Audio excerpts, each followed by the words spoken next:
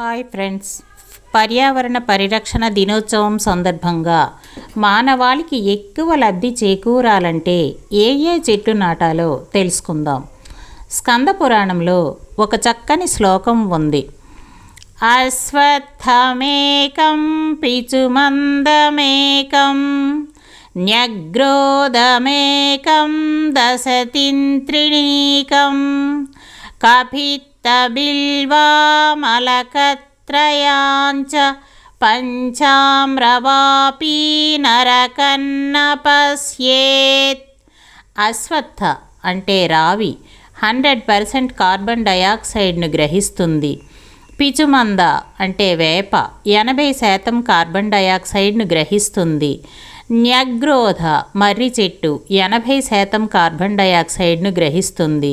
తింత్రిణి అంటే చింత 80% కార్బన్ డయాక్సైడ్ను గ్రహిస్తుంది.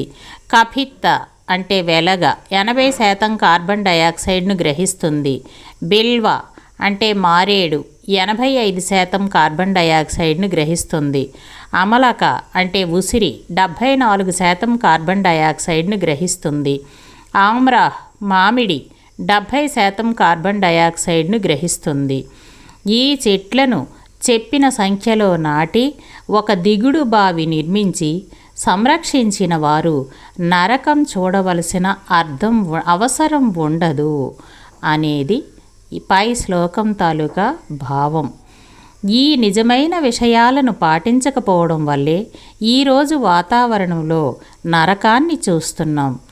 ఇంకా మనం తప్పును సరిదిద్దుకోవాల్సిన అవసరం చాలా ఉంది.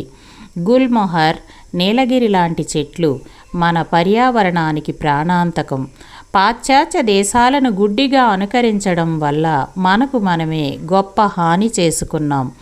రావి, మోదుగ, వేప వంటి మొక్కలు నాటడం ఆగిపోవడంతో కరువు సమస్య పెరిగింది. చెట్లన్నీ వాతావరణంలో ఆక్సిజన్ను పెంచుతాయి, అలాగే భూమి ఉష్ణోగ్రతను తగ్గిస్తాయి.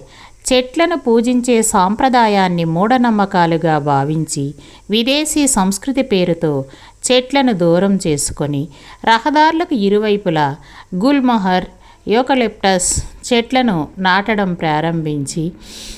ప్రారంభించారు. యూకలిప్టస్ త్వరగా పెరుగుతుంది, కానీ ఈ చెట్లు చిత్తడి నేలను ఆరబెట్టడానికి నాటబడతాయి. ఈ చెట్ల వల్ల భూమిలో నీటి మట్టం తగ్గుతుంది. గత 40 ఏళ్లలో నీలగిరి చెట్లను విరివిగా వాడటం వల్ల పర్యావరణం దెబ్బతింది. గ్రంథాలలో రావి చెట్టుని చెట్ల రాజు అని పిలుస్తారు. మూలే బ్రహ్మచర్మం విష్ణుశేఖ శంకరమేవ చ పత్రే పత్రే సర్వదేవయం వృక్షరాజ్ఞో నమోస్తుతే. భావం: ఏ మూలంలో బ్రహ్మ, కాండములో విష్ణువు, శాఖలలో శంకరుడు, ఆకులలో సర్వదేవతలు నివసిస్తారో అటువంటి వృక్షరాజానికి రావికి నమస్కారములు. రాబోయే సంవత్సరంలో ప్రతి 500 మీటర్లకు ఒక రావి, మర్రి, వేప తదితర చెట్లను నాటితేనే మన భారతదేశం కాలుష్యరహితంగా మారుతుంది. తులసి మొక్కలను ప్రతి ఇంటిలో నాటాలి. మన సంఘటిత ప్రయత్నాల ద్వారానే మన భారతదేశాన్ని ప్రకృతి వైపరీత్యాల నుండి కాపాడుకోగలం. భవిష్యత్తులో మనకు సహజ ప్రాణవాయువు సమృద్ధిగా అందేలా ఈ రోజు నుండే ప్రచారం ప్రారంభించవలసిన అవసరం మనందరిపైన ఉంది. రావి, మర్రి, మారేడు, వేప, ఉసిరి మరియు మామిడి మొక్కలు నాటడం ద్వారా రాబోయే తరానికి ఆరోగ్యకరమైన మరియు ప్రకాశవంతమైన పర్యావరణాన్ని అందించడానికి ప్రయత్నిద్దాం. ఉన్న చెట్లను కాపాడుకోకపోతే రేపు కార్పొరేట్ శక్తుల చేతుల్లో ఇది కూడా వ్యాపారం అవుతుంది.